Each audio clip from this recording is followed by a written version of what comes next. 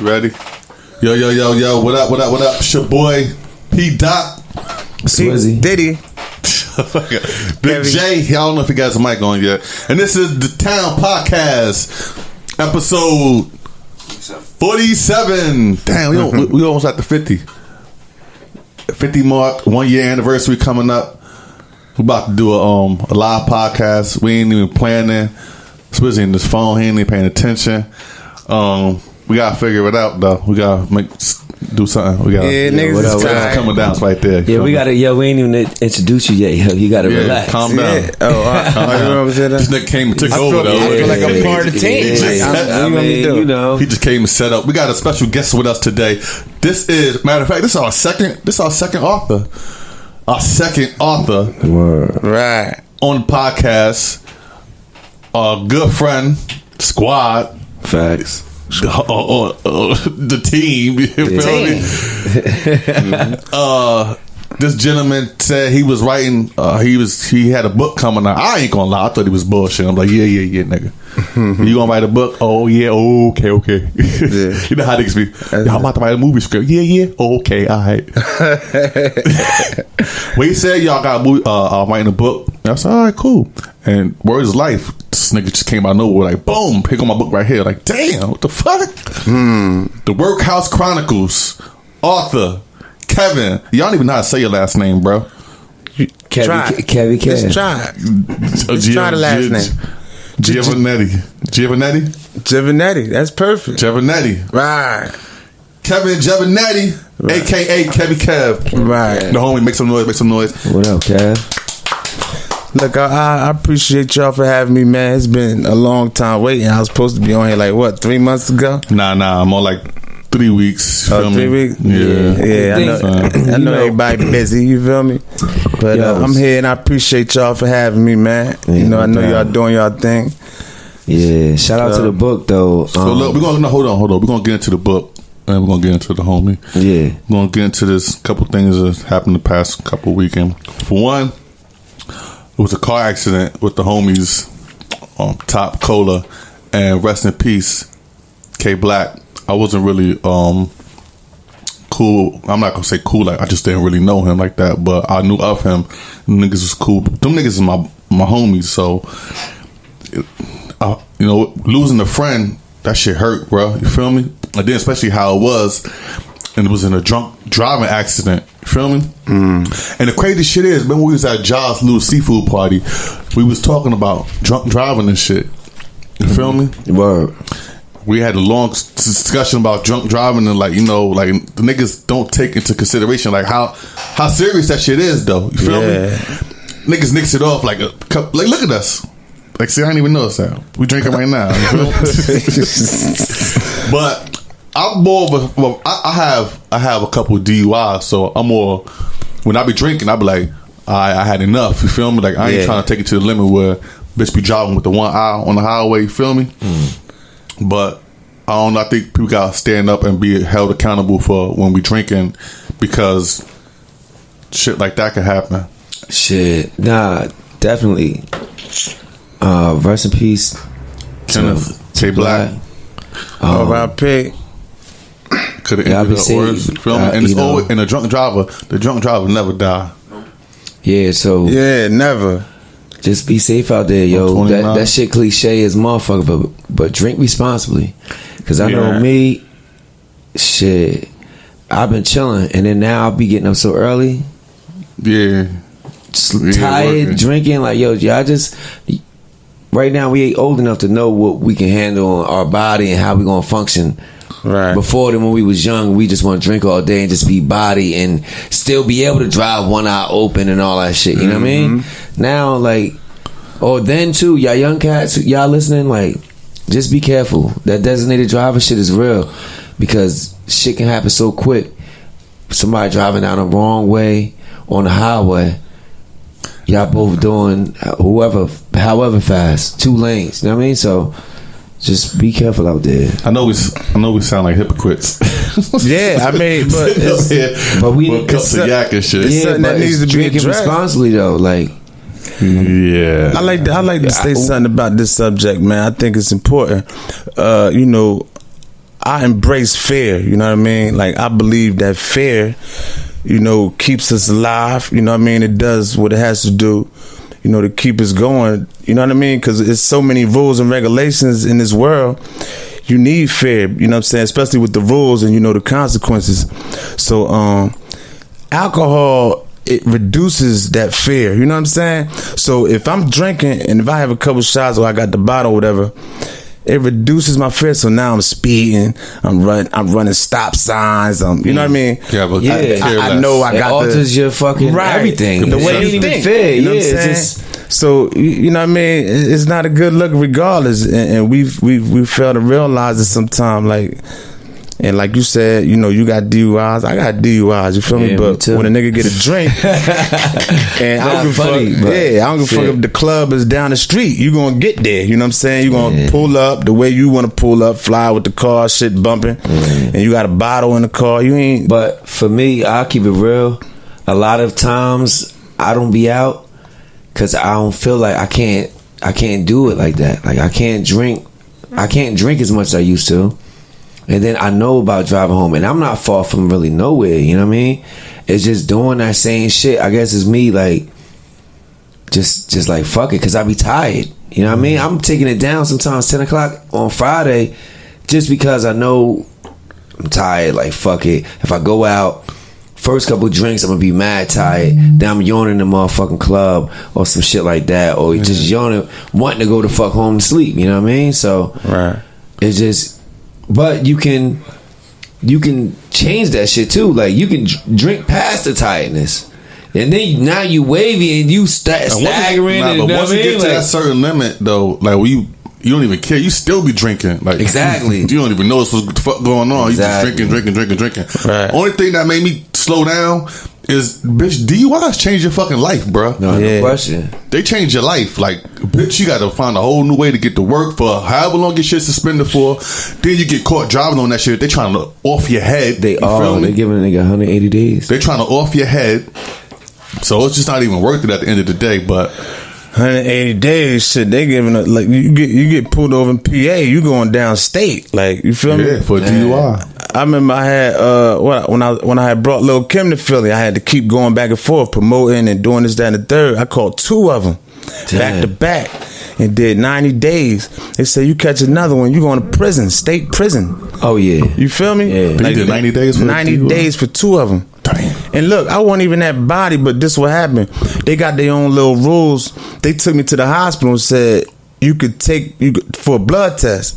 Now this is how they tricked me. They said you could take it or you can't. Either way, you know what I mean? You got a DUI. Mm-hmm. So I said, all right, you ain't taking my blood. But when I went to court, the judge ain't want to talk because you automatically guilty. That's because you refused the blood test. Yeah, that's anyway. But the cops won't even tell you that though. The cops don't tell you that. Unless you was body. You supposed to know that. Unless you was that he act like I had an alternative though. You know what I'm saying? Like being nice about it, like you don't gotta take it. So you're not even. You know what I'm saying? Set me the fuck up for 90 days, huh? So you ain't even do the breathalyzer? They had to make you. Listen, none of that. They just straight was like, we smelled it on you. You know what I mean? We smelled it on you, and we're gonna take you down. They threw the cuffs on me, and I had my little people with me. They followed me and all that. But they bamboozled me, man. All right, man. So y'all just be safe out there. Don't drink and drive. Don't drink and drive unless you gotta get home. It's like I'm just playing. Nah, just be careful, man. Uber, that shit. Uber is the shit though. But I like Lyft. Lyft is also the same shit though. Yeah. But it get the job done. If you live in the city, like if you live in the city, right. Uber and Lyft is shit. But that's the thing. Bitch be living in the outskirts of shit. Right. So that shit is not. So I'm a Uber and Lyft back and forth. Yeah, like, that shit not. Yo, Lyft in Miami and Uber in Miami and all that. That shit is crazy. Yeah. Like you got to be prepared. You got to be ready when you call them because they be like, I'd be like, yeah, he'd be like, I'm right outside. You know what I'm saying? But anywhere you go, because last time I was there, I was in Miami Beach, and I was going South Beach every week. Man, that shit $10 back and forth. Yeah, you feel me? That wasn't about nothing. Yeah. So be careful, man. R.I.P. You know what I'm saying? R.I.P. the killer too, man. Oh damn, killer. We health. Check your health. Yeah. Go to the hospital. Check like your get your blood blood pressure pressure, done, all that shit. Watch what you doing. I don't even try know to take care of yourself. I don't even know the details of killer. Like I don't know how long he knew that he had cancer or how. You feel me? Like what happened? All I know was, bitch, they said killer got cancer and he about to die. I'm like, damn, like they just found like we thought he was gonna be no grace period, no nothing. Like it's terminal. Like he about to be out of here. And then let me tell you what that cancer do. That cancer, because God bless my mom, like that's how she went. You feel me? But that cancer gets you to a point where it puts your family in a situation where they either like, all right, we're gonna keep him in the hospital or just bring him home because it's expensive. You know what I mean?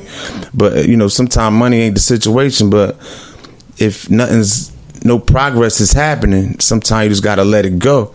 So that's the same thing as pulling a plug. You know what I'm saying? I'm too close. No, you're not close enough. I heard something. Yeah. Right. All right. So what I'm saying is, it puts your people in a situation where they like, all right, well, we just got to bring them home and let it go. So your people's just letting go way before you even go. You know what I'm saying? So it's a stressful process on everybody, man. But what cancer is, you're already preparing yourself for what's about to happen. So when it do happen, you ain't hit all hard. Feel me? You knew you knew it was coming. Really, it still hurt. Of course, it still hurt. You got. But these people, you got these people, unless they tell you it's terminal and this, that, and the third, but they work on people like guinea pigs too. So, like, they'll have you in there putting you on this medication. They're not telling you about this, that, and the third, what you can be trying to do to try to help yourself. They put you on chemotherapy, but that shit's killing you. They make you like, it's just different shit, and then you want to live. Like, my aunt gave a lung just to still die. You feel me? Like, so they testing you because they know testing you go. Because unfortunately, science is more important than like one life, especially if you don't have no money, you ain't this, that, and the third. So best believe, the hospital we got in this city right here, St. Francis, and don't nobody want to go there. I don't even know that should be open. St. Francis? Yeah. St. Francis open. Yeah, they open and they waiting for the motherfuckers from the prison, and you know what I mean. That's it. That's what who they only should be for, because they're not really saving lives up in that joint. So medicine is a motherfucking risky game too. And then when you think about it, like somebody said about the lungs and the organs and all that shit. Them wild stories out there, like the shit get crazy. Yeah. Last night, the Trayvon Martin documentary, the Jay-Z Trayvon documentary came on yesterday, and I didn't really want to see it. I didn't want to watch it. Like I lived through that shit. You feel me? All right. What that shit do is just get you mad. You know what happened. You know what it is. Like did you watch the documentary? Yeah, I watched it, but I cut it off. Like when you start all that screaming, I ain't want to hear the tapes. Just like probably everybody else ain't want to hear the tapes. Who watched the tapes? We listened to the tapes in trial though. It's like they did. I mean, that was the thing. Like they had to play the tapes. You know what I mean? And when they played the tapes, I probably felt just like how the parents did. Like don't nobody want to hear him screaming, man. He was 16 years old. Like he was a baby. He was a baby. You feel me? You got this grown man on his ass. You feel me? Like, come on, man. I ain't want to see that. I don't want to hear it. I probably won't watch it again. That was the first episode. That's one of the I didn't watch many cases that pissed me off talking about that shit. Why? Cause it was fucked up, yo. Nigga, should have mind his fucking business. Like, who is you to be following somebody around? Like, you ain't even. I could see if he was a cop. He wasn't even nobody. Nigga, just a nigga not minding his business. Even if it's a cop, he's crying. Even if it's a cop, he still ain't have no reason to bother him. But this nigga was a nobody. But the thing about it is, like, pardon me, I saw the story mad times. Well, not that particular thing, but I know the ins and outs of the story, so I'll watch it. I caught the middle yesterday, and I thought it started 10:30, whatever. But it shouldn't really be getting us. We can't be letting this get us angry. the thing is, we gotta get motivated. Like, you feel me? Because you see the shit that happened. They're using the same motherfucking story, and we talked about it last week, as the brother that got killed at the convenience store last week. Stand your ground. Mm-hmm. Stand your ground. And the chief or the sergeant of police that didn't charge him said today, it's the law. And until y'all want to change the law, y'all change it. But basically, until then, that's how it's gonna be. And you know, we so fucking tricked out of our minds that we thinking voting ain't cool. Voting ain't cool, this, that, and the third. But it help a motherfucker get on the jury and help motherfuckers like see things from a different level. Now, when you get to the jury, of course they're not gonna pick you. But then that goes back to that shit like Nipsey said. And I gotta check it. You might have heard of it. The spook. Fuck. I remember it. A book. Yeah, the book. Oh, it's called. Yeah, but what are you talking about? I forgot what it's called. Yeah, so it's like sometimes it's so deep. You got to start playing the enemy's game in a way, you know, quote unquote. Is, man, you got to get in these platforms and institutions and then change it from the inside, or change it as a collective, as voting and shit like that. But it's crazy. Like, he said that shit, and that law will not change, and that law is designed for certain situations so shit can keep going on. You know what I mean? So yeah, shit's crazy. And then all the bullshit that he got into after the case, like, he was just running around doing all types of stupid shit, yo. He was doing shit before that case. He had a history, man, of bullshit. I don't even know how they assigned him as crime watch in the first place. Like, they let cops go from get fired and go and get hired at the next police station. You feel me? So, man, that nigga signed. But yeah, man, like, everybody check that shit out though. Check out that. I don't think I want to. Everybody come together, man, and protect themselves, man. That's what it is. We got to make our own communities safe to reside in, because they coming in and killing us. You know what I mean? Like, you don't even realize it. You looking mad and angry at the wrong person, man. Like, it's real people, legitimate people out here out to get us, man. To get us. You know what I'm saying? And you paying attention to the wrong thing, man. Like, they got that law in Florida. You know what I mean? And it's creating a lot of anger between us, and it could create something that could, you know what I mean, that could do damage to a lot of people, man. The thing about that law in Florida is that shit don't work for us. That's what I'm saying. It ain't none for of these us. laws work for us. Just like voting wasn't for us. You know what I'm saying? A lot of stuff ain't for us. I think we got psyched out of it because we can't do anything else but try to put people in place to change the thing, even though it don't really matter. Because, you know what I thought about the other day? I was listening to something, and some shit happened with motherfucking senior dickhead Trump. And I'm like, damn, these motherfuckers, regardless of what it is just going to they telling people they can do whatever. People getting away with whatever. It probably was right after that guy got murdered and nothing happened and nothing, you know, whatever. And I'm like, damn, was this why our elders, majority of our elders, just was chilling back in the day?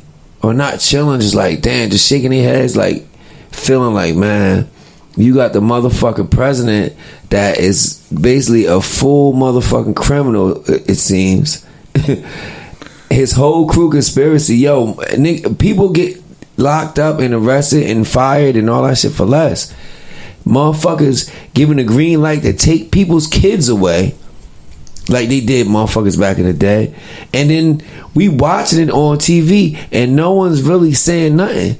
And then the ones that's getting away, they're not people saying shit. The ones that mean something, they're not saying nothing. Just about the ones in office. The ones that's in office, the ones that have the same interests. It ain't about. They're complaining. They're yeah because that's the news. But what is motherfuckers doing? Shit. There's in an organization, if majority of the shareholders don't agree with something, then it's not going to work. So majority of these shareholders have to be sharecroppers. You gotta look what you gotta look at who Trump is though. We talking about somebody who didn't come up hard. You know what I mean? He didn't earn what he got right now. He was born into this. He was born into wealth. He not looking at what we dealing with. He may act like it. You know what I'm saying? He a selfish dude, man. He gonna do whatever he needs to do for him. You could tell by his attitude. He gonna say what he want. He gonna tweet what he want.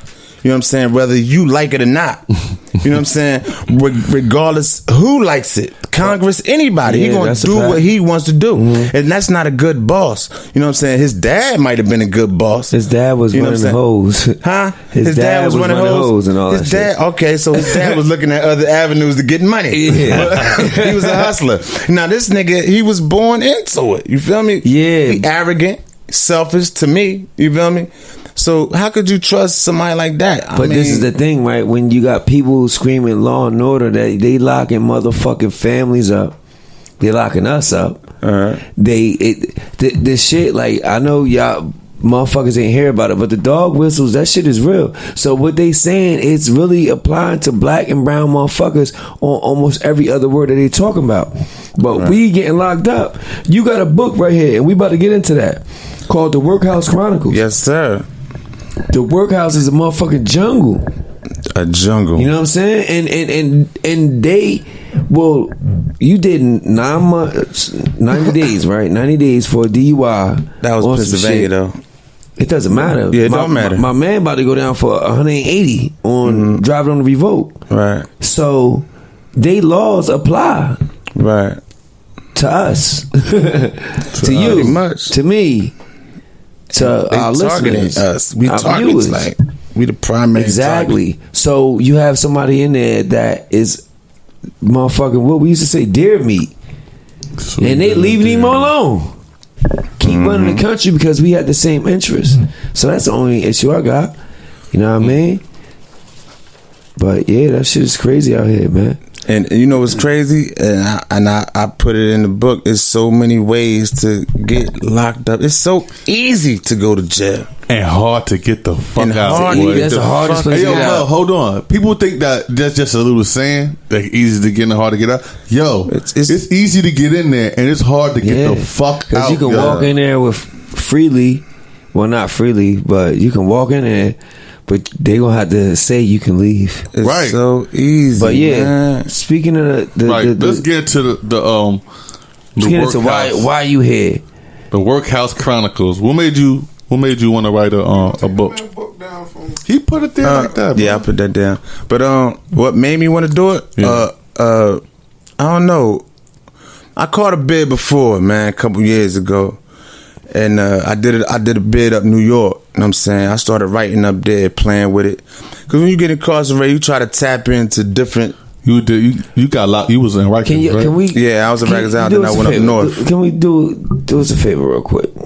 Let's start from like the beginning because we don't really know. That is the beginning. No, I'm just talking about like who you are and you know a little bit of your background and how you transition into the book.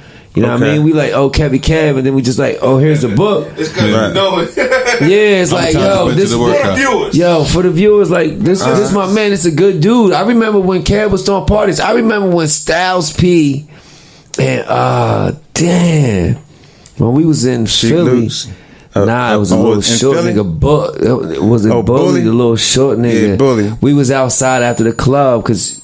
You know how Kev used to have the dope ass parties. Yeah. That's how he plugged in too. Another story. Nigga was outside. The nigga Bully rapped for us for like 20 minutes. Like not rap for us because we was just chilling. And the relationship that bro had with him, you know what I mean? Yo, just used to rapping and parties like them first couple times. Some of these rappers that you know these legends that came to the town. Yo, Kev was behind that shit. Like you feel me? Yeah, because it was all about trying something different. You know what I mean? Like, when you go to jail, that's what I was getting at. Like, when you go to jail, you got all the time in the world to think, man. I used to be up 4 or 5 in the morning just thinking. Like, you know how that must be, just laying in one bed. Like, you can't flip over.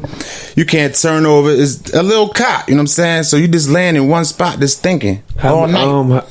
How long have you, like, how much time have you done? Yeah, when you caught your first charge, how old was you? When I caught my first charge, I was 15. It wasn't a bid though. Yeah, first bid. You know what I'm saying? My first bid, I was 19. You know what I mean? I did a bid, little short bid in Annandale. Came home, had a little run. Still doing the same thing though. Yo, you know what I mean? Listeners, Jay don't know what none of that. A bid in Annandale. He don't know what that means. He know what Annandale. But let me tell you something. It came to my second bid. You know what I'm saying? And I was just like, you know what?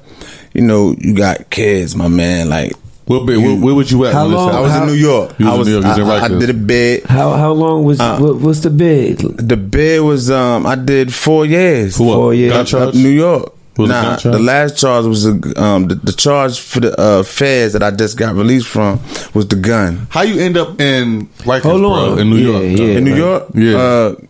I was up there. It's a long story, but you got caught with some work, right? I mean, huh? You got caught with some work? I got caught with some work. Yeah. Okay. How old were you? I was at the time. Yeah. I was like 30 at the time. Late in the game. Yeah. Too late to get it. No, I'm saying I caught a bit before that. I mean, I caught my first case when I was like 15. Right. And I just recently found that out. Because when in the feds, they give you everything. Like when you like get sentenced. Man, I didn't know. I looked back and was like, oh my God. Like I know my mom was like, damn, like my nigga, you know what I'm saying? When you was 15, what kind of charge you caught? It was a coke charge.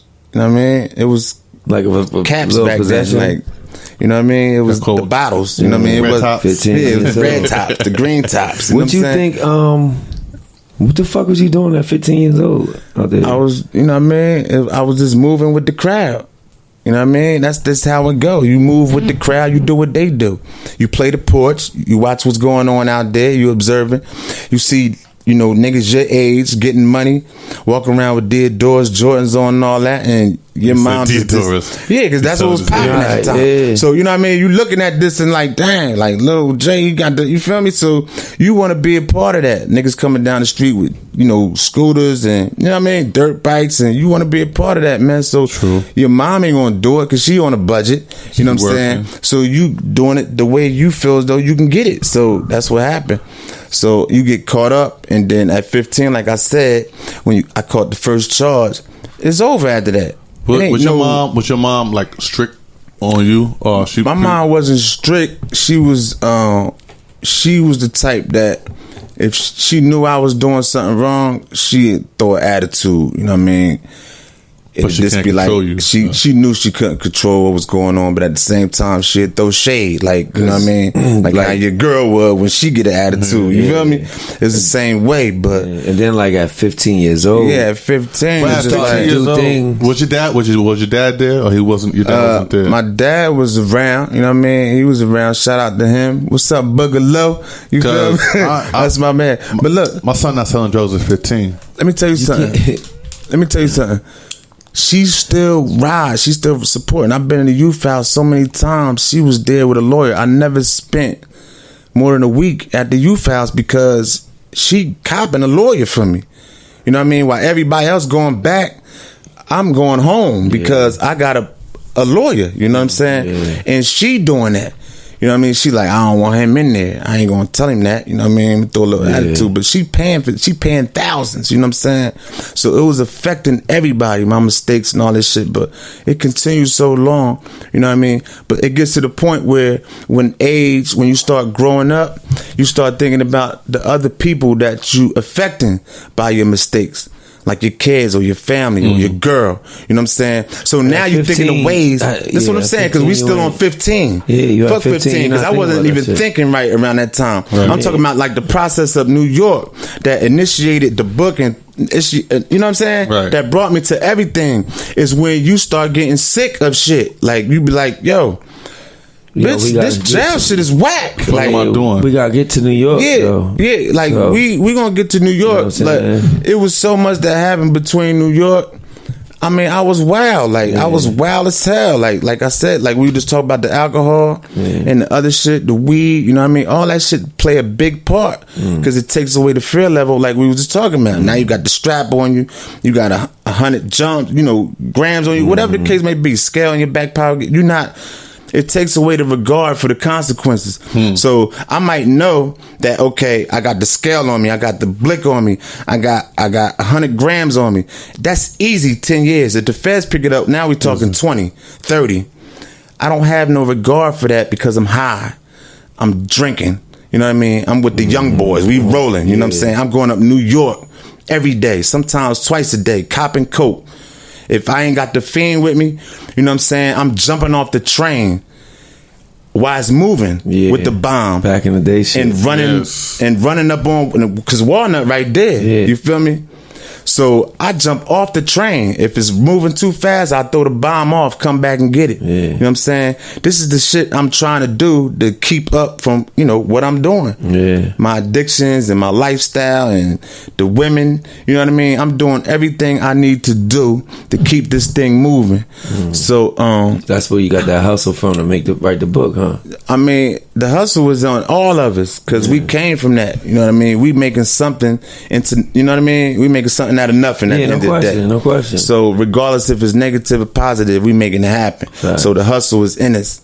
You know what I mean? But at the end of the day, no matter what you do, we hustlers, you know what I mean? But it's a lot of guys out there that's scared to try something new. So this is what happened to me. So when you tired of going to jail and you tired of hurting the people that your process is affecting, you start tapping into what you could do to change this situation. This is where the book comes in. But you know me, Diddy. Y'all know me here. So you know this book ain't the only thing I tried. No. I wrote songs. Yeah. You remember? I wrote songs. Hey, yo, hold up. Hey, yo, this nigga told me, yo, all right, you know I was doing the music thing and shit, so I had my hands in artists and everything. He said, y'all write songs. I was like, get the fuck out of here, Kev. Like, he was like, y'all write R&B songs. R&B so shit. I'm like, get the fuck out of here. Hey, yo, on everything I love. Yo, this nigga pen was nasty, yo. Word is life, his fucking R&B writing pen game was nasty. And I put him down to a couple bitches who sing, and they always came back and was like, yo, he alright, yo. Like, the shit he be writing, like, I thought it was a joke at first. Like, this nigga don't talk about he writing R&B songs. This nigga really was writing R&B songs, dog. Yeah. R&B. Alright, so now, go ahead. Now, when I, you know, like I said, I tapped into shit. So when I came home from New York, I went to New York because I got caught with the bomb. You know what I'm saying? Up New York, I lost the carrier. So you was copping. I was copping, and I lost the somebody who was supposed to be holding it. I lost him. How? They ain't have a phone. They supposed to be following me on the car. No, we drove, but you know the deal is don't talk to me, don't look at me. You feel me? Just follow me. So after they get the bomb, you know what I'm saying? You go your way, I go mine. I'll meet you back in the town. Yeah. You know what I mean? That's how I go. But in this situation, I lost him. He lost me. So now I got the bomb. So I'm just like, say the word. Right, I got say the word. I got that word. Yeah, I got it. It is a bomb. It's a motherfucking bomb. Listen, but listen, I got the work, and with my way of thinking, I looked more or less towards the money than the safety aspect of the whole situation. It was like, fuck the years I might get if I get bumped with this. Fuck the consequences. It was more or less the money that you gonna make. I'm thinking about the money. I'm thinking about the demand for this shit. Yeah. When I get back, I'm be, you know what I mean? Like, they waiting for this at home. Yeah. You know what I'm saying? So I thought I lean towards more in that aspect of the situation. And it cost me, you know what I'm saying? Because I was coming down 145, you know what I'm saying? Matter of fact, down Broadway.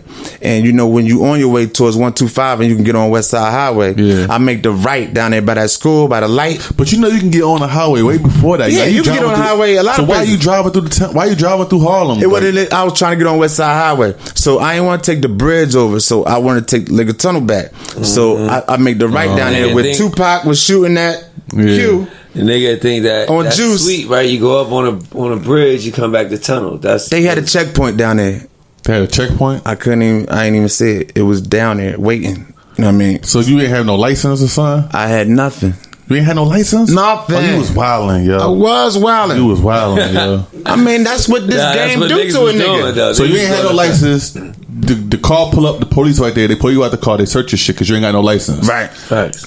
Find the bomb. They found the bomb. Where the bomb at? They fucking me up. Where the bomb at? They see the bomb. Oh, it's right there? The bomb is on me. The work. Oh, so the on you. So the work is on me. Yeah. The work is on me. The work. How much work was it?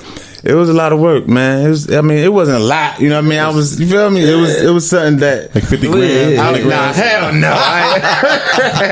Bitch ain't going up there for no 50 grand. I mean, back in the day, maybe, you know, when you was 12 and 50, but I'm just saying, like, you know what I mean? A nigga grown man, like, bitch ain't going up New York for no 50 grand. Yeah. But it was enough to send a nigga upstate. Yeah. You know, because up New York, they'd throw that shit in the garbage if it's something small. Yeah. You know what I mean? Absolutely.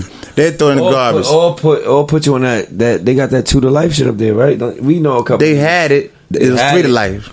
3 to life. It was 3 to life. That was the Rockefeller law. At that time, they ain't have it for you? They was getting rid of it at that time. Let me tell you something. They had it. I was on the run for 6.5 years. Yeah. I remember that. When I got arrested for this up New York, I went right to court 3 a.m. I lied to the judge. I said, listen, I'm bringing this bomb for a bachelor party. I'd never been in trouble before. Gave him an alias. They didn't care about none of that technical shit that a lot of cops in Jersey do. They didn't care about producing ID, nothing. I gave him a number to my mom, right? And they said, yeah, does he live here? And she said, yeah, he live here. And they let me go. No bail, no nothing. Yeah. But, so why the fuck they come for you 6.5 years ago? Later, you got caught doing something. Because I went to AC, no license, nothing. Coming out of Caesar's Palace, had a little shorty I met in Philly. Feel me? She bad. I want to drive because I want to show off. You know, this is what we do. I'm bodied, not really bodied, but I'm doing like 120 up the expressway. Not even paying attention. It's a state trooper right on me. Like he had to talk on the microphone because I ain't even paying attention to this nigga. I got the sound, I got the music on. So I got make a long story short, they got pulled over. They brought me to the station to give me. They said, yeah, we was gonna bring you down, take a breathalyzer. I said, all right, cool, let's go. Shorty followed me in my car, whatever. We get down there, did the breathalyzer, but then they came back with the mugshot. They said, listen, is this you? I said, hell no. They said, yes, it is. New York wants you. They'll be here in a minute. Damn. I know your heart dropped. I did 4 years. I ain't been home since then. I did 4 years for that, man. They came and got you, and you did 4 years. They came that day. Yeah. Damn, New York wasn't playing. Yeah, they usually got to wait a little bit for them to come get you. Well, you do the extradition. I ain't gonna exaggerate. It was like 2 days. They came the next day. I did the extradition. You know what I mean? I was up there, up in the Tombs, and I went to Rikers Island. Then from Rikers Island, I went upstate. I went up north, and the process. Rikers Island is basically like the workhouse to New York. Correct? Y'all check it out. Let me tell you something about on Amazon. That dude, the dude Lee Daniels. Matter of fact, the movie producer, he asked me about that. He said, "Is it like Rikers Island?" You know what I told him? I said it's worse than Rikers Island because Rikers Island got structure. You know what I'm saying? They still live by the rules of the street. You know what I'm saying? So even though everybody wild and everybody cutting, niggas is on their best behavior because if you not, they coming. Like they coming to get you. Who coming? The police? The niggas. The turtles. The niggas is coming. You got to be, your lifestyle got to be on point. You can't be this way and that way You feel me? You can't be soft because they extort you. It's still structure on Rikers Island. With a workhouse, it ain't no structure. Nah. These niggas is running around in a workhouse like gorillas. Like, you feel me? No, they don't ask no questions. You know what I mean? Like, on an island, you got some people that watch. They'll watch you. You know what I'm saying? They watch you. They play the game. You feel me? He's soft. Then they might send somebody to try you.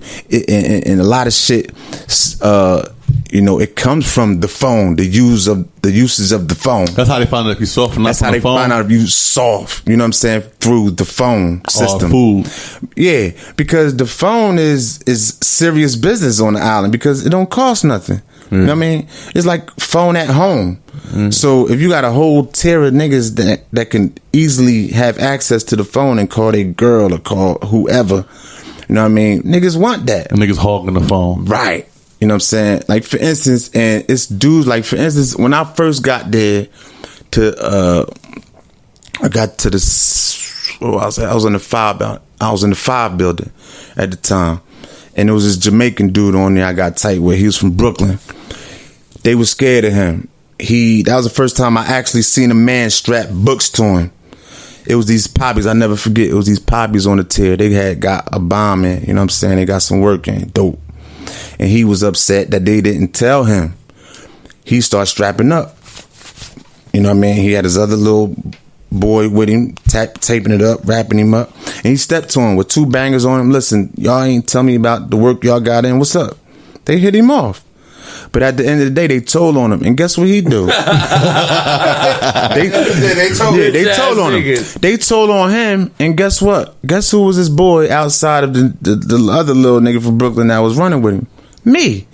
He said, Light. They call me Light. I mean, ain't no Kevy, ain't no Jersey. Light. Hey, Light, you got my phone time. I'm like, what's the times? This nigga said 7 to 9. Those is fighting hours. You know what I'm saying? These is fighting hours. I got 7 to 9 now on the jack. This is before I didn't even care about phone time before. Just let me use it in the morning. Fuck it. You know what I'm saying? But as later as it gets, you know what I'm saying? People want to talk to their peoples at, at a later time and shit go down because of the phone. That nighttime talk. Right, that nighttime talk. You feel me? Niggas want boo love when you know what I mean? When the sun go down. So they gave me that time, so it was my responsibility to hold that down. 7 to 9. Right. I got into an incident, you know what I mean? Wait, so explain what that means. Explain what the phone is yours from 7 to 9 means. Right. It means it's mine. It means you can't use the phone without my consent. That's what it means. So you got a whole tier of niggas that gotta ask you. That it gotta ask me for the phone. That's just trouble. It is trouble. Feel me? It's trouble. It's trouble. You know what I'm saying? Because the jack comes. That's why they call it the jack. The jack comes out the bottom of the phone, like at home. Remember the old phones? Yeah. It comes out. So if you ain't using the phone, you take that out and you put it in your pocket and go watch TV. So you might got niggas that this came in and he might be a gorilla. He might be a nigga like, man, who got the? You feel me? Yeah. Who got the phone? And he might be aggressive more than. Let me ask you a question though. If you got the phone for 7 to 9, and you got the phone in your pocket and you're not using it, and a nigga come in like, yo, where the phone at? Why not just be like, here, I got the phone right here? Yeah, that's what I just said. All right, cool. That's what I just said. It's certain situations, like in New York, it's different. If a nigga come aggressive, he not getting it though. If he come wild aggressive, like who the fuck? Wild shit. That's how they come in. Before I slap, right? Like, niggas been in there before, so they know what it is. Right, niggas who been in there, they know what it is, so they already in line. They wanna, facts, right. Facts. So you know what I mean. And, they put you on because they know I'm from Jersey. They be like, yo, you know what I mean. Hold that down. You feel me? Yeah. Hold that down. I mean, hold it down. Nothing else, bitch. Hold it down. So I had an incident where somebody came like that because when you like at the workhouses. It's different from the workhouse. Like at the workhouse, you just come, make your bed, and look for niggas you know. Yeah. Till we home. New York's so big, you so many boroughs. You come 9 times out of 10, you coming on a tier that you don't know nobody. So therefore, when you first come on the tier, you address everything before you even make your bed. Seize up. Bloods, whatever. Whatever the case may be. Yeah. You say what you about because So you had to come like Jersey? Right. Nah, I ain't had to say Jersey. Nah, I was safe. I was safe with that. But listen. How the fuck was you safe and you didn't say I'm Jersey? just saying, I'm safe because Jersey got a reputation, my nigga. Nah, what I'm saying though, when you went in there, what you do? You just put your shit down. Me, yeah, I just put my shit down because I ain't in no gang. I'm not, bitch. I ain't trying to take over nothing. Nothing. I don't give a fuck about what y'all want to get going. You know what I mean? Yeah. I just want to get out of here. I'm here to do my time. Yeah. So you know what I mean? It could work out for niggas doing that, and it could work out bad. And it was a situation. It worked out bad for a nigga because he came on there and screamed out that shit. So when somebody do that, guess what everybody doing? They watch. They screamed out what? He screamed out who the fuck got the phone. Oh yeah, you know what I mean? Who got the slot time at this time? And everybody just gonna be like, yeah, like, okay, let's see what this Jersey nigga gonna do. Let's see what the Jersey nigga gonna do. Oh, yeah. So I said, I got it. It's in the bathroom. I get it for you. So we went in there. We got right, and everybody seen it. Oh wait, you say it's in the bathroom? Why you just say I got it? Like you can use a phone, like, nigga, you can't say that, nigga. You was gonna say, come and get it, motherfucker. You can have my cornbread. He came aggressive though, did he? Oh, okay. He ain't like he was like, Jersey, you feel me? Like this your slot time. Can I use the phone? I would have been like, here you go, fam. But he came like, you know what I mean? Like, who got this shit? It's in the bathroom. Come get it. Bop, bop, bop, bop. You feel me? And that was it. Put hands on. Let me tell you something. That's our reputation. That's what we hold on in Rikers Island up New York. We nice with our hands. Jersey? Fucking right. Yeah. Patterson. When I was coming up, every county jail in New Jersey had a boxing gym in there. Had a ring. The Workhouse had a ring. They had a ring in there. And niggas was boxing every day. The same way niggas over here doing pull-ups, doing push-ups. Niggas over here boxing. Learning how to box, getting it in. They ain't have that up in New York. I mean, they don't have that on Rikers Island. But, you know what I mean? I've been to a couple counties in Jersey. That's crazy. They teach you how to fight in jail. Essex County, all that shit. They had boxing gyms in there. Niggas was getting busy. They nice with their hands. So that was the reputation that we had up New York. So they might want to try 4 years up there. Yeah. So you would left Rikers and I went up north. Mm-hmm. That's what they say in New York. What was that at? This is bad, huh? I went up to Coxsackie. I went to this shit Green. That you hearing raps. Word. Absolutely. Yeah, Coxsackie. Yeah. Nah, I said that. You know what I mean? I've been to a lot of them. I've been to what's the name? Attica. I was there. I went to a lot of maximum facilities. Is the book more or less based on everything you've been through, or more? Nah, as the book has nothing. For me, I ain't gonna front. I ain't read the book. You know, of course, I got it. I ain't get my shirt yet, but you know, you already know what it is. Yeah. But I haven't read the book, and from talking to you, you know, we've discussed the book plenty of times. Yeah. So I'm just giving the listeners and the viewers, you know, what they look forward to. Well, they are a lot. Let me tell you something. A lot of people read this book, brother. Yeah, I read the first like 10 pages, and it was mad details. It was touching on shit I didn't even know about, like the Workhouse moving from one spot to the next spot. So, how old was you? When was your first trip to the Workhouse? I was 18. 18. It was for a coke charge. It was for. Right. Everything was for coke charges. Get the money, young nigga. Everything was for coke charges. Get the money, young nigga. And gun charges. That's it. Yeah. I got gun charges and I got coke charges. So tell us about your first experience in the Workhouse. When I was in the introduction of my book, I break it down. The introduction is a beautiful thing, man. A lot of people say that they appreciate the introduction. I break it down to where how the Workhouse actually became what it is now. And when we say the Workhouse, what is the Workhouse like? Workhouse is it was established for actually what it sounds like. You know what I'm saying? Yeah, but the place it was to work. It's in Trenton, New Jersey, Lambertville, New Jersey. That's say if you get pulled over, jail of Mercer County. Right. Now we had two counties. Right. We had the county that was downtown. Right. Mercer County Detention Center. Right. Okay. The Workhouse was Mercer County Correctional Center. Now, everybody wanted to go to Workhouse back in the day. the workhouse was established for you to work off your fines, right, and things that you couldn't pay, restitution, whatever. That's why it's called a workhouse. With good behavior and a little bit of labor, but they shut the county you could down. come home and owe nothing. Fact. Like say if I owe $1,500, the judge would be like, go to workhouse, good idea. You know what I mean, and knock that off. A good idea. It's a good idea. You can still do you still do that today, but now you're mingling with the gangsters, with violent, gangsters. with the gangsters. Exactly.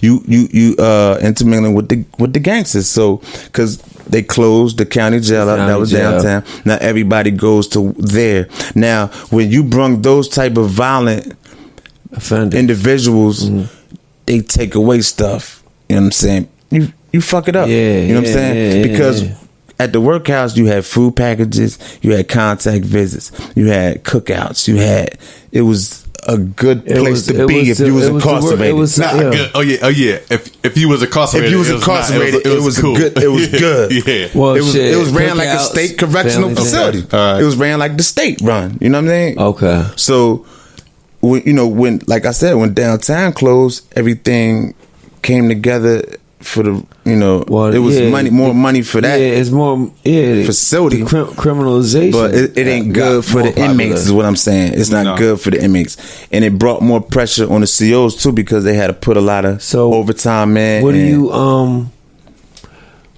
What do you say when people be like, man, the inmates ain't supposed to be comfortable and all that shit? I mean, at the end of the day, we humans. Like we ain't dogs. At the end of the day, if you come on a tear at the workhouse and you look in from the outside, that's what we are. We animals. Like we sitting in a cage. You feel me? All day long. All day. Like you in that cage. You got a bathroom and you got your bed. That's it. And you got the phone to see, to try to do what you got to do to get out of that cage. You know what I'm saying? So it's a big cage, man. We animals in there. You know what I mean? So look, let me tell you about my first experience in a workhouse, right? I had got caught with a gun outside Blackjacks, coming out of Blackjacks. So I had a pistol on me. So I go down. This is your story? Yeah. So I go down. I'm just fucking with you. I'm fucking with you. So I go down, right? So we all in the I think it was like H1 and shit, basically, or wherever they pick you before they decide what unit you're going to, right? So they like such and such southeast, such and such southeast, right? Such and such, right? Yo, who they said southeast to, the nigga stood up and was like, "Take me to the hole," right? Feel me? Yeah. So now they like southeast. Nah, he stand up, take me to the hole. Now they come to me. They're like southeast. I'm like, oh yeah. Because it ain't no different than the street. I'm like, I guess I'm going to southeast then. So you're like, all right, feel me? But I went to southeast though.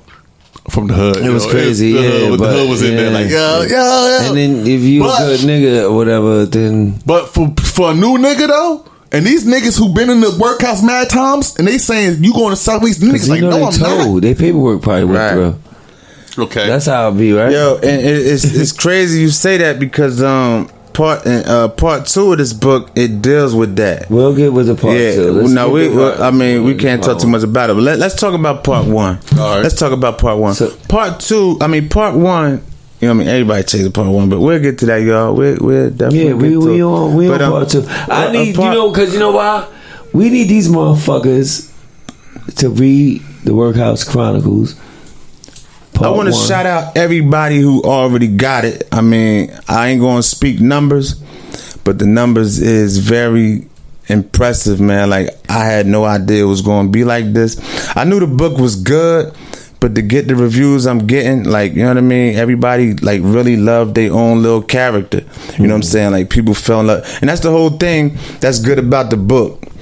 I create these characters for a reason, right? And the way I develop them and the way I end them. You know what I'm saying? So you basically wrote a book snitching.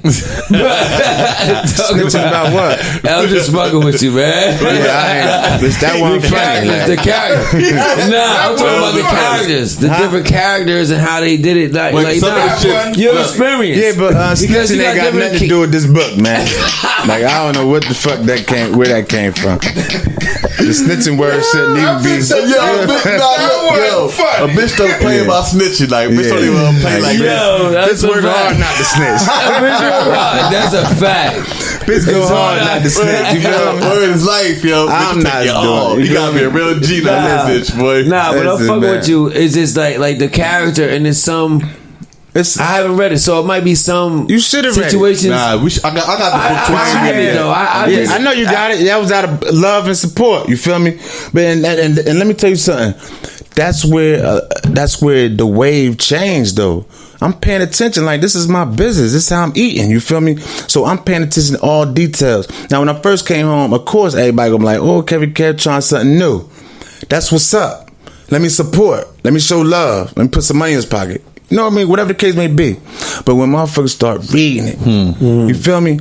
Then I started seeing and started feeling the change and knew what I was working with. Yeah, it's like, you know what I'm saying? I knew what I was working with. I knew what I was working with because I'm not dealing with nothing that's whack. You know what I'm saying? I never will, and I never, you know what I'm saying? I never have. So to put this out and put my money into this, because that's what I did. This came out my pocket. I don't have a publisher. I'm him. Yeah. I published it. So therefore, I'm not putting no money into, because I could have put it into my past. I could have went and got a brick. You know what I'm saying? Or anything. But I said, you know what? This book is much bigger than that. You know what I'm saying? It's great. You know what I'm saying? I have a gift. It's good. Just like Diddy said, he could write songs, R&B. You don't think I tried it and listened to it and, you know what I mean? And said the same thing he said. This shit is all right. So that's what happened with this book. I wrote it. I reread it. I rewrote it. I wrote this book probably about 4 or 5 times. While you was in prison? While I was in prison. And I did it again when I got home. For your last bid? Right. The last How long time. you was down for your last bid? 4 years. 4 years. Pay attention. Federal. For No. His first bid was like 4. Nah, the Rikers bid was, that was the last bid, was 4. my last bid was for the feds. Oh, you went to I just Rikers? came home in December. You went to Rikers off that? That's what you went to Rikers for? Nah, man. We was talking about the past. We wanted to start from the beginning. Now now we at the end. we at the end where I did a federal bid. Your last bid Exactly. was My last bid was in the feds. It was for the pistol. It was for a pistol. Yeah, like How y'all long you looking did for at that? me like, I did 4 years for them. You did 4 years. and he did Both 4. right. Right. You He write the did- numbers, you write on the situation. Yeah, like Right. Let's go. But how we got to the New York shit is where I first tapped into that to the talent. shit in the first. Right. Yeah. But when Nah, I I'm came following home, you. when I came home from New York, And that's why I'm asking about Listen. when he physically started writing a book, knowing he could do it, because he went through mad shit between get here there. and there. Right. But we gotta, you know what I mean? Our structure you want to get in is between. So what I'm saying, when I came home, when I tapped into the writing situation of New York, that's when I tapped in. Right, that's a long, And I saw the talent then, but it wasn't as good as it is now. So therefore, when I came home last time, that's when the party situation came in. I was promoting. I didn't focus on writing or doing that. So I started doing the party thing. And you come to the realization, like, the party ain't as what you think it is. It's not. It's ups and downs. It's ups and downs. You know, you got your it's damn near like luck if you ask me. You know what I'm saying? and how motherfuckers feeling all that. Yeah. Right. Because listen, if you look at this situation, right, I could talk numbers on this because it's the past. I booked Lil' Kim. You was there. Yeah. Dope I party. booked Lil' Kim. It was a dope party. It looked great, right? Yeah, absolutely. I gave her 17,000. Right? Yeah. And guess what? She's a diva, right? She a diva. You know who else is a diva? Her manager. He's a diva, the one Jay-Z stabbed. On Rivera. Allegedly. If I met him right now, You say allegedly. if I met him right now, I might go on him, man. Yeah. He's a diva. He worse than her. So with him on board, I had to get this, I had to get that, I had to get that, I had to get this. I know what I Yeah. gotta get. You wanted He a asking for bunch shit of that ain't even in the writer. you know, for those who don't know, a writer is a part of the contract. Yeah, the contract. It might have fried chicken on there, jelly beans, you know what I mean? Shit like that the artist would like to perform. So, you know what I mean? A writer. So, he's like, yo, we need this, we need that. Like, he you know, he was a diva, but she a good person. Shout out to Lil' Kim, you know what I mean? It was a long time ago, but guess what? She a good person. Now, I gave her 17,000. Gave Pound 99 about 3. Gave 105. What is it? 103. Matter of fact, 103. About 2,000. The budget was great for this event. You know what I mean? Come to find out, only one who was there was us. Yeah. Trenton. You know what I mean? So that's how I always knew. It ain't what you do, it's who you are. And, you know what I mean? Like, it's who you are. Like, if, like, them Philly, you know, shout out to Philly. I love Philly. Philly was like, you know, who Kevy Kev? We like Lil' Kim, but who's Kevy Kev? I'm not going because it's Kevy Kev. You know what I'm saying? It's all about who's throwing the party. Sometimes, most of the time. All the time, right. Yeah. So, therefore, now when I brought Sheik to, you know, back with the Lil' Kim shit, I admit it, I only made 15,000 back. I took a major loss. I lost about 9,000 on this party. When I did Sheik for my birthday at Maxine's. Right. 19,000 that night. Yeah. You know what I paid him? Probably like 4,000. 4,000. But you home. See, feel me? It's a difference. Don't matter. It's a difference. It's a big difference. It is a difference. Fuck because yeah. Now everybody, listen, this is a difference. Everybody's already in town. Everybody's already in town. The same amount of money. Listen, everybody's already in town. How much did you make? How much money did you make, Lil' Kim? 15. How much did you make, Sheik Luch? 19. Okay. Sheik versus Lil' Kim. If he was doesn't home, matter. If he was home, how much money was different? If he was home, he would have made that big. If I was home with Lil' Kim, no telling, made more the whole money. Town might have came out. Yeah. Exactly. The whole town ain't come to Philly. No, exactly not. The whole town would have came out for that. You're not saying that. Yes, we are. Yeah, that's basically what we're saying. Yeah. How y'all basically? I just said, all right, Kev, go ahead, Kev. Yeah, so like Diddy said, same thing you did with Jim Jones. It's a location. Right. It's a location. It's all it is. I had all Jim crowd Jones is in Trenton. It flopped. That's what Trenton gonna come. Jim Jones where? I had Jim Jones in Philly, and it was a flop. And it flopped. It flopped. But it wouldn't have flopped in the town. It wouldn't have flopped here because he wasn't a Philly. How much? It flopped bad. Bad. It got so bad. Me and Jimmy was about to get into it. Yeah, like and let me tell you something. Through that relationship, me and Jimmy got real tight, man. Like I'm talking about, I was in the studio. We up 4, 5, 6, 7 o'clock in the morning on a dice, ordering pizza, wings. We was having we was building on something. But due to what happened that night, it turned into something else. You feel me? I mean, you know, niggas want their money back. Yeah, niggas want their money. Niggas want their back. And guess what? I wasn't giving it to him. You ain't make it. Yeah, well, I look at it like this. You got 50%. All right, Jimmy charged me 6 racks. You feel me?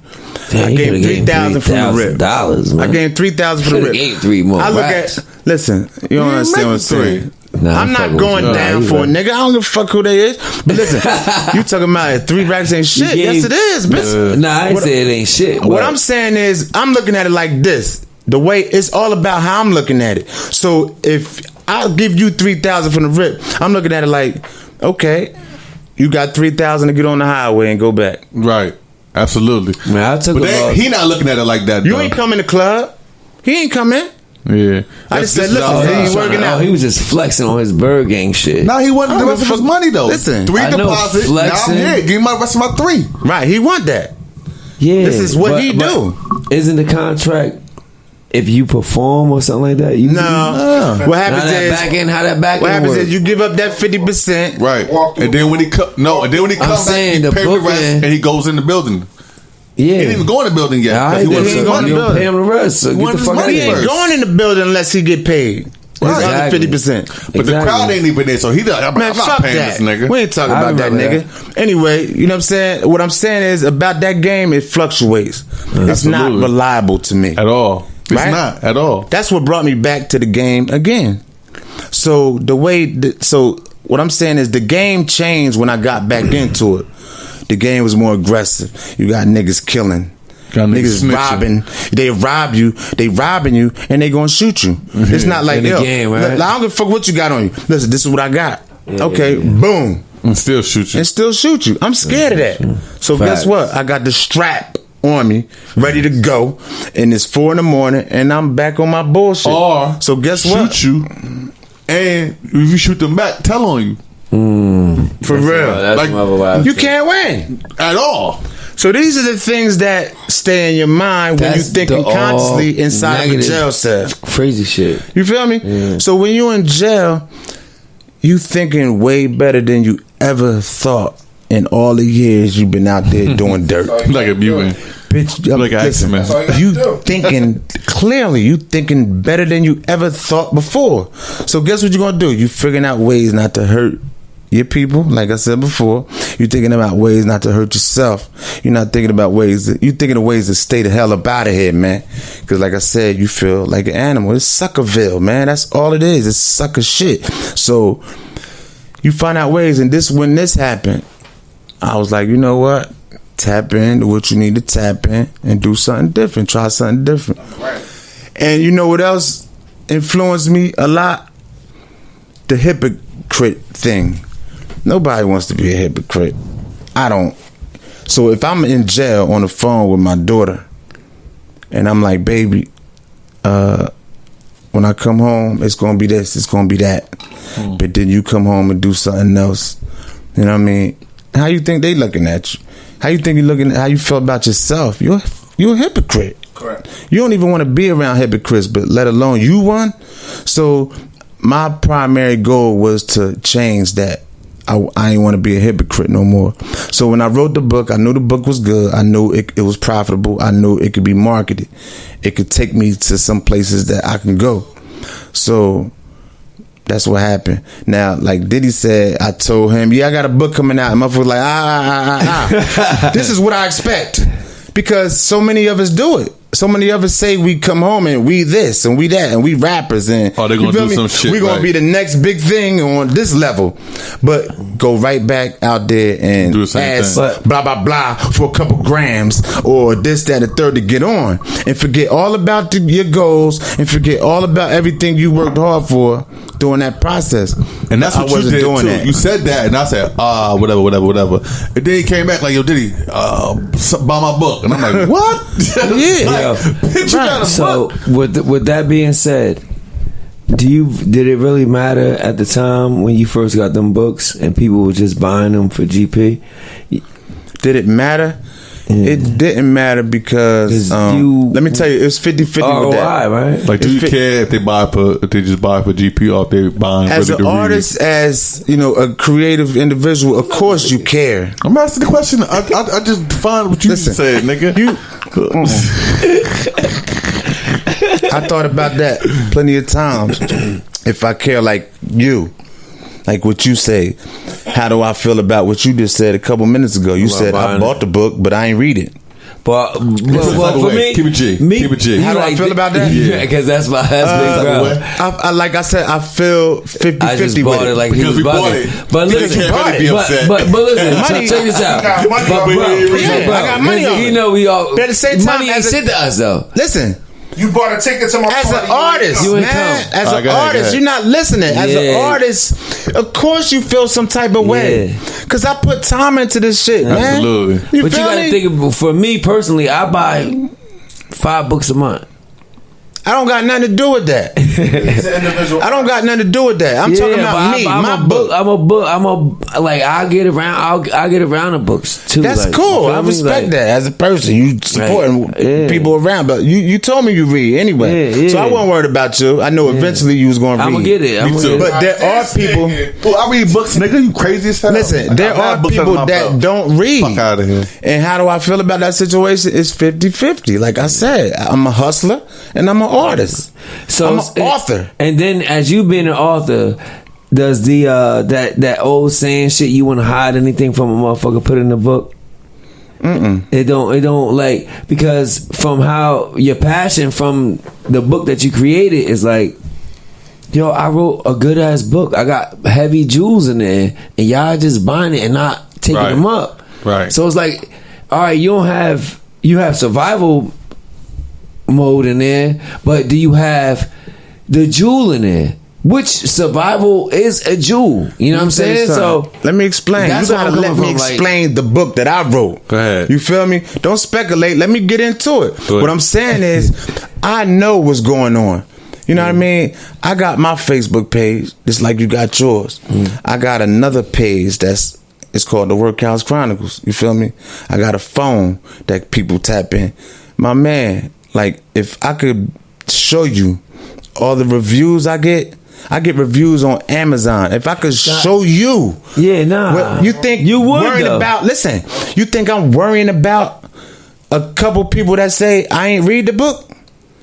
It's still love for me. You know what I mean? It's still love. So that's not affecting me because I know it's real love. Like we came up together. It's genuine. Yeah, fact. Whether you read it or not, you there for me. You know what I'm saying? So that shows me a lot, and I appreciate that. You know what I'm saying?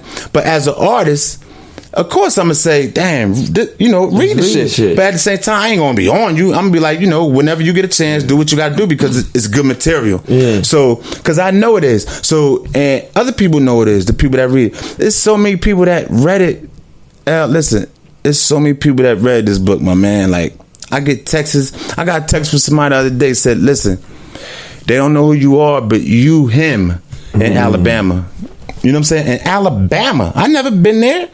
They say you him. You feel me? You him out there. I don't know these people. You know what I mean? I appreciate the love out there in Alabama. Shout out to y'all. You feel me? But the wave is blowing. You know what I'm saying? I see it. I feel it. I know it. You know what I mean? So if I got a handful of people that's saying, it's certain people I ask. I'm like, how you feel about the book? Oh, yeah, I ain't really read it yet. It's 50-50 on how I feel about that because, as an author, as an artist, I want you to know my work. I want you to see how I'm coming. You feel me? Like, for instance, it's the same scenario with the officers that actually work at the workhouse. I pay attention. They was so quiet when this book came out. They see it. They feel it. They know the wave. They heard about the party. They hear about this. It took one officer. Let me tell you something. It took one officer to be like, you know what? He did his thing with this shit. You feel me? Because when I wrote it, it wasn't to downgrade nobody. It wasn't to look down or put nobody down. I was writing it as an inmate and I wrote it as a correction officer. I made myself both.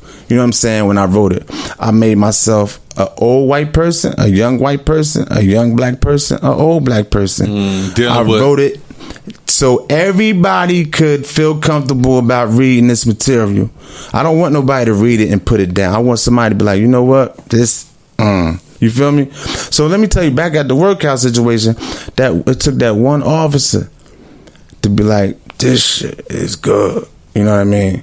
Guess what? You know how many officers got this book? You know how many officers got this t-shirt? Word. You know what I'm saying? It takes for you to read it to see the change of what's going on. You know what I mean? Of course, we see the wave. We see my hard work. We see what I'm doing. I'm posting. I'm doing this. Everybody got this, that, and the third. But when you actually read it and be like, you know what? Because I could pick up a book right now, and I was incarcerated reading books. I could pick up a book and go through 1 page, 2 pages, and put it down. Never pick it up again. Garbage. I don't want to hear this shit. That's not what this. I know how to attract. You know what I mean? I know what I'm doing. You know what I'm saying? So the wave is great right now, man. I could definitely say that though, because I picked it up the first. I'm just lazy, bro. That's why I ain't finished reading the book.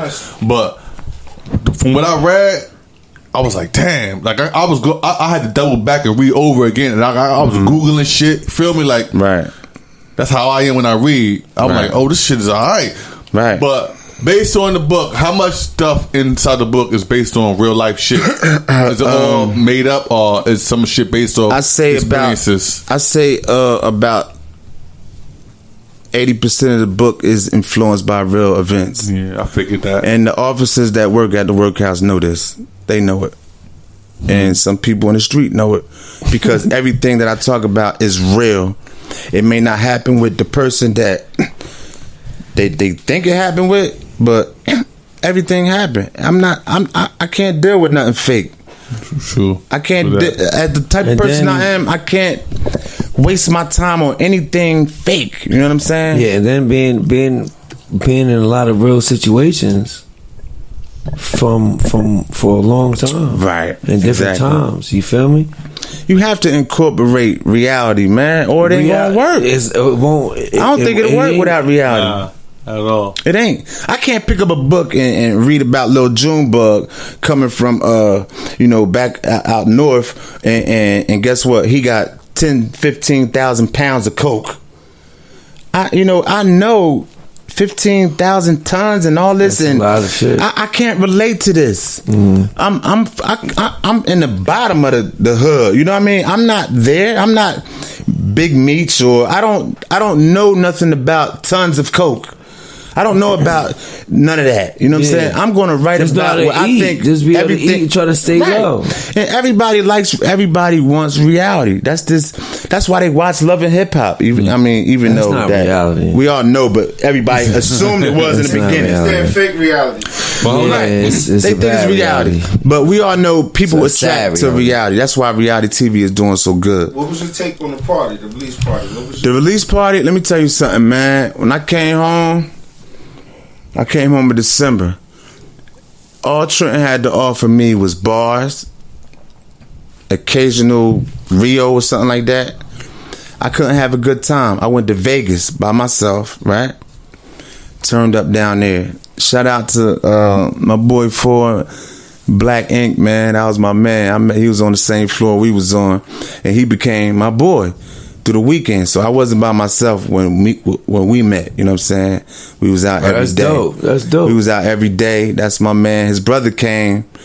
You know what I mean? My man with the beard and shit. He came for that's a talented nigga, right? That's he the one rap. That's a rap nigga, right? Yeah. We met up and shit, and cause he caught me coming out. He like I got caught the you dolo. like, Damn, I was son, dolo. you by yourself, like yeah, that's what it was. That's real nigga shit, right that's there. What it was. A simple conversation with a nigga like, yo, fuck with me, man. Yeah, like, real that's what nigga it was. shit. Yeah, and that nigga saved my ass because he called me the next morning. Was like, listen, man, did you find you lost your keys? I'm like, yeah, I'm talking about keys to the crib, car, everything. I don't even know why I brought it. He was like, I got your keys, man. They was in the car because we had went to the strip club and shit. But Wavy, yeah, that's my dude, man. Like, but I went to Vegas by myself. I went to Miami by myself. I'm thirsty because I've been down in that cell for 4 years. I was so thirsty for a good time. I was chasing it and spending a lot of money on it. But that party, my man, I mean, I don't know if it was smacked or not. I ain't even gonna hold you. You made some money? I made money. It ain't about the money. That's what you about to say. Let me tell you something. That was the best time I had in years, man. Like the love was there. It was this love. That's all I could sum it up to. It's love. That's all. Yo, Jay, you made my night, my boy. Like, stop playing that shit. Oh my God. How Atlanta treated you? Let's get back to this Big J situation. Big J, let me tell you something. You made my night that night. You threw that bloody money on my man. Like, listen, I had the time of my life that night. It was love. The food was good. Everything was just good. Yeah. The food was good. Shout out the Gate. I mean, all that. Everything was just good. You know what I'm saying? You know, it was my daughter's birthday at 12. Even though I didn't want her to be there. She was lit. You know what I mean? I had the barricade around her. But yo, that shit was crazy. Let me tell you something. After that, I never seen that before. After the party, you know what time we left Baldessari parking lot? 4 in the morning. Ambassador, my bad. Ambassador. I got it out of there. We left the parking lot 4 in the morning. Guess who was there watching us the whole time? Who? Woodhead. Guess what he did? He came up and bought a book. I said, what you want me to sign it as? He said, you know me, Woodhead. Pulled $20 out of his wallet and gave it to me. Word up. He said, I know this is a book party. You the author? I said, yeah. He said, let me get a book. Shout out Wood. Damn, you know, he was looking for us to pull. He was looking for us to fuck up. But listen, and that wasn't even it because Gucci Mike was gonna be at the book party. Shout out to Gucci Mike. Hey, Gucci Mike, that's my boy, man. Like we ain't go to sleep that night. We was so. Like I said, man, that party did something to a lot of people, man. A lot of people. That party did something to a lot of people, and with the book, it shows, like, you know, the first thing I was doing was, how'd you do it? And I asked Ja that when she came on, and I asked, damn, I forgot his name. You know, writing a book and how it is, because, yo, I think that's like something very important, because how you put it together, you mean? Yeah, just having the ambition, the will, the strength. It take patience. The strength, because it's not. I know it's not easy. It gotta be so to have the strength to be like, yo, fuck that. I'm gonna write a book. I'm gonna put my shit on paper. Rap into his own story. Yeah, you gotta have a passion for it. Character turns into right. You gotta fall into these characters. Like these characters with this book. This is why everybody love this book, because I have you falling in love with each character, whether they bad, whether they good. You know what I'm saying? Everybody got their own little feelings because they hit me up and tell me about these characters. Like they really in tune with these characters. You know what I'm saying? Like the dude Honey. You know what I'm saying? Somebody named, his name Honey. You feel me? He him. Like they love him, man. They love him. Like the women in this town and everybody, they love who he is. You know what I'm saying? They love who this guy is. You feel me? They love the character Jasmine. That's a dope name. Yeah, his name. Yeah. Yeah, you already know. You know what I'm saying? Yeah. But it's fly shit. Yo, you ever been in the workhouse? Nah. You?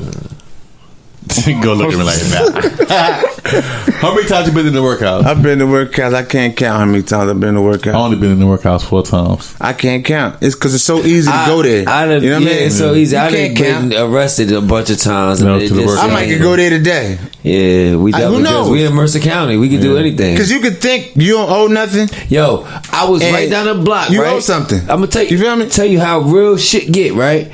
I'm right down a block, 2 blocks up. That's Broad and that street by that liquor store. Somebody crossing the street, our light turned green. The person in the left lane's turning left. The motherfucker in the right lane about to go for it. I start hitting the horn because somebody's walking across. And it's an SUV that's making a left turn, so I know he don't see him. I think I hit the horn and the motherfucker might have hit the brake a little bit because the person walking was looking like, damn, like, because the shit happened so fast. I'm like, but it was different people on the corner and in different cities and different, you know, motherfuckers in poverty and shit. They want to see something crazy. They not gonna say, yo, like, you know what I mean? If I see somebody about to run a red light, you know how the signal turning, but it's red, I hit the horn. At least we hit the horn, a motherfucker look up or something. You know, that shit was crazy. Just on my way here, motherfucker almost was in the windshield. You know what I was gonna do? Swerve over to the left and just keep going right past. Like, damn. Look, I got a workout story. Right, one time I had weekend jail. Yo, you know niggas don't really be wanting to hear no jail stories. Yeah, they do. They kind of do, but you got weekend jail stories. I mean, niggas that's doing dirt don't want to hear it because they think it's like they be not. Let me knock on wood. All this bullshit. I had a weekend. Nah, niggas do want to read the books. Yeah, they want to knock on. They want to knock on wood though, and want to see niggas change their lives. Let me tell you something. Shout out to Northern State. I just got a inbox the other day. They thirsty. They want part 2. But let me say something to the fans. Right? It just can't work like that. Like of course part 2 was done. You know what I mean? I want to put this out there because it feels like I'm the bad guy now. You feel me? Like I'm leading motherfuckers on to something. They want power. Yeah, I understand that, and that's a good thing, and I love y'all. But listen, let part 1 get its respect. Facts. You know when did part 1 official drop? Listen, part 1 ain't only been out like a month and a half, man. Yeah, let part 1 get its praise. Like let it. I mean, we trend. Of course, we're gonna represent. Of course, we're gonna be on it. let these others. I just came from. You know what I mean? I'm traveling right now, so let this part one. You know what's good. Evidently, you want to be saying what you're saying, so let part one get his respect. I put out He's part still two. talking like a hustler. You know what I'm saying? You know that word. I am a hustler. But what I'm saying is, let part one get what it needs to get. You know what I'm saying? Let everybody get on to this, man. Yeah. Part two will be out, and you know what I mean? What movie? Because everybody says it's a movie. Like, yo, this ain't no book, it's a movie. What movie you know came out 3 months later, or you know what I'm saying? Flopped. If it did, it flopped. Yeah, they still ain't got Bad Boys 3 out yet. Like, they going through the bullshit. 15, 12 years. Yeah, like let it run its course, and I got y'all. Like, it ain't about nothing. It's already done. You feel me? Part 3 is already done. But let me say something to a lot of to people, read. a lot of people out there. If this is what you feel as though you need to do, you could come to me, because at the end of the day, I'm not a hater. I want to bring people in. If you feel as though you might have a passion for writing, if it may feel uncomfortable about the material you started on, come holler at me. If I got the time, we could sit down. I'll format it for you. If you got a laptop, either way, I got laptops. You feel me? I got plenty of them, so we could make it happen. We could make it work, because I'm starting a class anyway, like a little 8 months. Yeah, I'm gonna start a class. It's an 8 month. It's an 8 week program. You feel me? Where I show you how to format. You know what I mean, and put your visions in proper. Did you have to sell, like, go? I know you said you don't have a publisher. As far as learning. Maybe not learning, because you did have time. You did 2 4-year bids. That's 8 years. So yeah, but down. I mean, you just see a lot of people think they could write. A lot of people they could think they could do this. You just it's a lot. But I study. You know what I mean? Like, it's a craft. You have to put money into it. You know what I mean? Like, I get, you know that. I get that, and that's, I appreciate that. What I'm saying is, all right, we'll go to you. Mm-hmm. So the people process. With ideas, the process. Yeah, let me explain the process. Yeah. The process, I could break it down real quick. The process is easy. You study your craft, right? Mm-hmm. You do whatever you need to do to study it. You order books. You know what I mean? Because they got books on everything. You know what I mean? You study, you learn, you study. You don't want to look like, you feel me? You don't want to look like a fool. So you study. You study, you learn, you take the process. You know what I mean? You do the process. So when you feel as though you're comfortable where you got it, and when you know it, then you put it out. So what I did was, when I felt comfortable to do that, I'm ready. And guess what I did? I came home. I had the bread to do it. I had the money to do it. You know what I mean? I was hustling inside. The feds is different. But did you money. Did I what? Allegedly. But listen, did you bring it to someone to put your your words to life? Everything you see, everything I'm doing is me. Right. I got people now. I'm gonna read it. Listen, I got people right now that's helping me with the business. That with the shirts and stuff like that. No. You talking about this project? What are you talking about? What I'm just talking about is putting it into this form. Mm-hmm. Not your words. I know the words are yours. Yeah. I know the stories are yours. Right. I'm just talking about to get it from your mind or your pen, your pen and pad. Mm-hmm. Like, it's easy. I saw Eminem's notepad or a sheet of paper, and it was written here and all over the place, and the only person that could really decide, it's like this, like this is your the structure and the grammar, punctuation. I just said that though. I just said all that. I just said I was ordering books. Right? So you really gave them so you really took a book that was fully done, edited. Okay. I paid for an editor. I left. I paid for an editor. I'm saying, like, but let me tell you something. Because of what I've studied, because of what I went through as far as the process we talking about, right? Yeah. You come to find out that the editor ain't what it's smacked up to be. I paid $1,500 for an editor. What does an editor do? Was it a white editor or a black editor? Is the one who reads your book, right? He'll go over each chapter, each sentence, everything. He'll make sure, right? He'll make sure punctuation is right. He'll make sure everything is aligned right. From each paragraph, he'll make sure everything is right. And what he does is he'll email you, however y'all communicate, and he'll show you what he's doing. he'll show you everything he's correcting. And what you'll do is be like, all right, well, I didn't want this way because it's slang, or it might be the way I wanted it for this. You know what I mean? This situation, and he'll, you know, he's showing you what he's doing, so you know what I mean. So, and I'm glad I said that, because that allowed me to see that. Do I really need to be spending this type of money? Did you? On him? Oh my Did you? God! No. I hope a bitch don't read the book and it's full of grammatical ebonics and grammatical errors. This is why you should have read the book, nigga. The fuck you mean? You unprepared, nigga. Fuck wrong with you? I am. You the only one unprepared right now. That's a fact. I'm unprepared too. Yeah, I started it though, but this is what I'm saying. You put money into your project if you feel as though it's something to put money into, man. So wait, tell me, you feel your English is so up to par? You don't need an editor? No, listen, right now I don't need no editor. He fucked the interview up. You know why? Because I edited so many times. It is. I edited so many times. I must have edited about maybe 20 times. You gotta relax. You don't understand the process. Niggas ain't trying of to one hear book. that you just uploaded some shit to your iPad. No, he edited. I know him. You said niggas don't want to hear what? That you just hit the send thing to your iPad and you thinking that was it. Listen, you think I give a fuck what a nigga want to hear? Like, I don't give a fuck where you was at when I was putting it together. You feel me? I did. You feel me? Listen, you know what the editor told me when he hit me back? What? I gave him 1,500. You got to give him 50%. Like, you got to hire anybody, do a contract with anybody.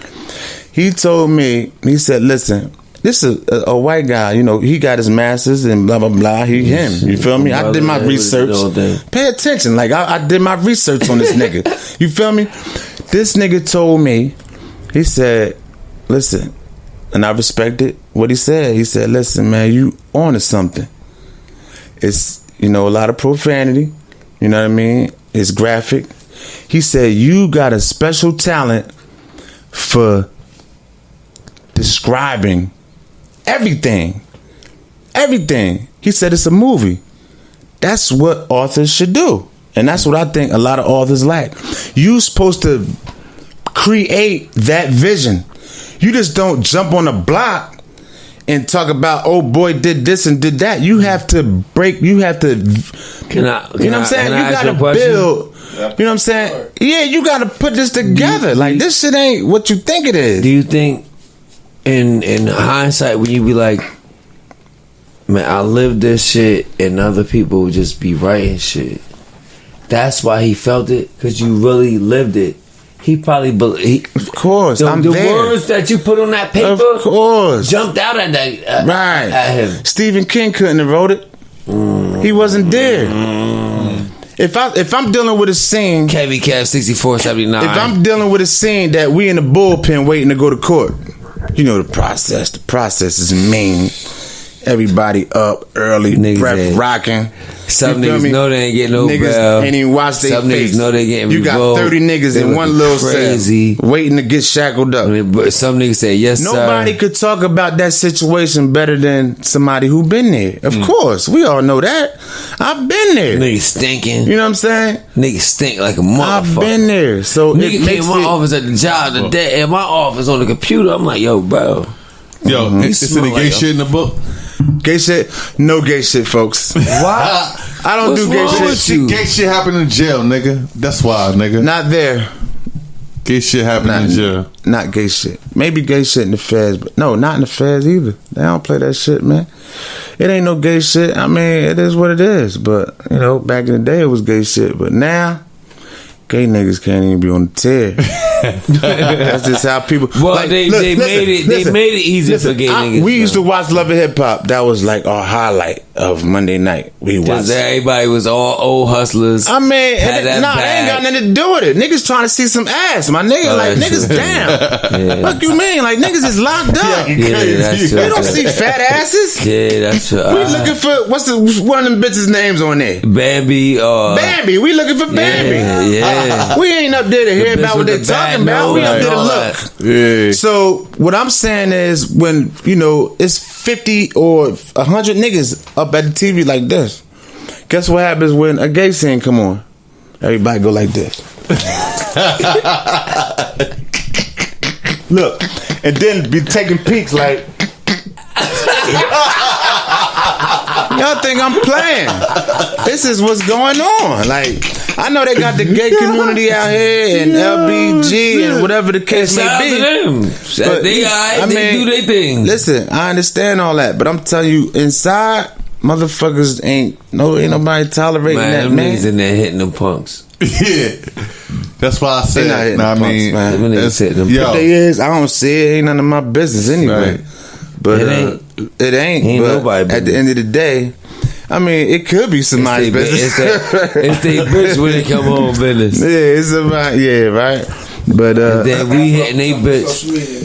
All right, I guess we gotta wrap it up, man, because we talked about a lot of things. Niggas gotta get up early. Catch me on Facebook, Kevin Giovannetti. It's a long name, so it's Giovannetti. Yeah, the Workhouse Chronicles. It's the Workhouse Chronicles. It's the book. You already know anyway, man. But anyway, I'm on Instagram, Kevy Kev 609.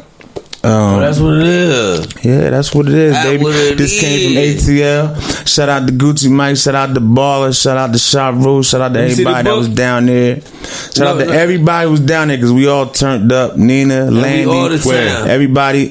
Where? We was in Atlanta. Okay. Yeah, that's what I said. I ain't say that. Yeah, that's what I said. No, you ain't say that. I said I was in Atlanta. He did say it. Yeah. He said it mad times. All right, we drunk, folks. So what we gonna do is not drive. Hey yo, we gonna get Kev back. Kev gotta get media trained. We just be talking all over. He got this fly ass book. And let me explain something to you, man. I love you to death.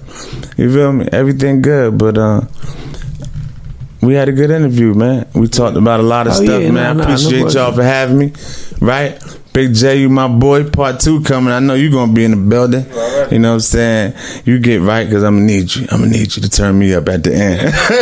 They off they shit, but you turn me up at the end. Nigga that but listen, Jay everything I do, DJ for. If this wasn't what it was, I wouldn't be doing what I'm doing, man. Everything gonna be big with this. Everything. It's a big movement. I went to Miami. They talking about they want to make it into a TV series. It's a lot we could have been talking about, but we ain't got enough time, folks. I love y'all to death. Shout out to my fans. Shout out to everybody who got the book, who got the shirts. You know what I mean?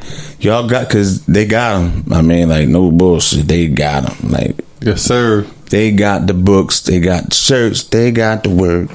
You surprised by the? Are you surprised by the reception? Yeah. No, I mean, I expected a little love, but I'm surprised about. It's a lot of love. It's a lot. It's a lot, man. Like I said, man, because you don't know until, you feel me? Like, everything is suspect until it happened, man. True. Everything is a gamble. Everything. It's a gamble. So with that being said, I am surprised, Diddy, and shout out to everybody for showing that love, man. Because people come from out of town. Like, I have to really wait on people that's coming from out of town 2-3 hours away. They coming because they want it signed. You know what I mean? They want that book signed. Hey, yo. So the Workhouse Chronicles. On another note, we on Amazon. You got a website? Amazon. We on Amazon. You can go on to Amazon. Workhouse Chronicles. Kevin Giovannetti. Type it in. Pop up. Social media. I gave him that, and it's gonna pop up because I've been nominated for the bestseller in the first quarter. If you don't know what the first quarter is 3 months, right? That's 3 months. My book ain't been out 3 months, so that's 1 month. That's impressive. That's impressive to me, and I appreciate everybody from out of town who purchased the book on Amazon. You can also purchase it through me. I'll mail it to you, man. If you want your book signed, you know what I'm saying? If you want your copy signed and want to mail to you, if you're out of town, hit me up, and I'll sign it and I'll mail it out to you myself, man. Look, hold on. I want to say something. A lot of times people don't say what point blank, bro. What?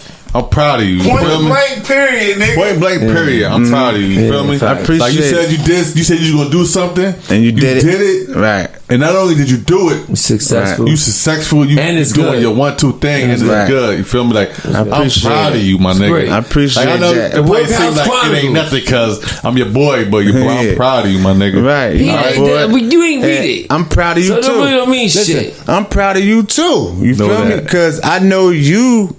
Me and you alike, right? Because you have the bravery, you have the audacity to do something different. Definitely, right? You could try something different. When I met you, you was hustling. Absolutely. You know what I mean? You was him on the blah blah blah. I don't want to say certain things, but listen, you was him on this level, and I watched you since I known you. You know what I mean? Step out the box. You know, you stepped out the box. Stepped out the box. And I was, I was always on it because I was always like, how can I help? Or you know what I mean? Well, I know this person that might do this for you. You was somebody who stepped out the box. You know what I mean? I'm on that. I pay attention to everything, man. Like I appreciate. Yo, so y'all motherfuckers get the Workhouse Chronicles. Amazon. Pick up the Workhouse Chronicles. Pick up the Workhouse Chronicles. You can get it on Amazon. The WorkhouseChronicles.com. Instagram. You can hit them up on Facebook. Order you a copy. Yep. Cop up. It's only a dub, baby. That's it. $20. I think it's worth $30. I ain't even gonna hold you. You gotta chill. I think it's worth $30, but we ain't gonna get into that. Town Podcast. We out. Hey, yo, shout out to the Town Podcast. They doing it real big over here. Sounded corny.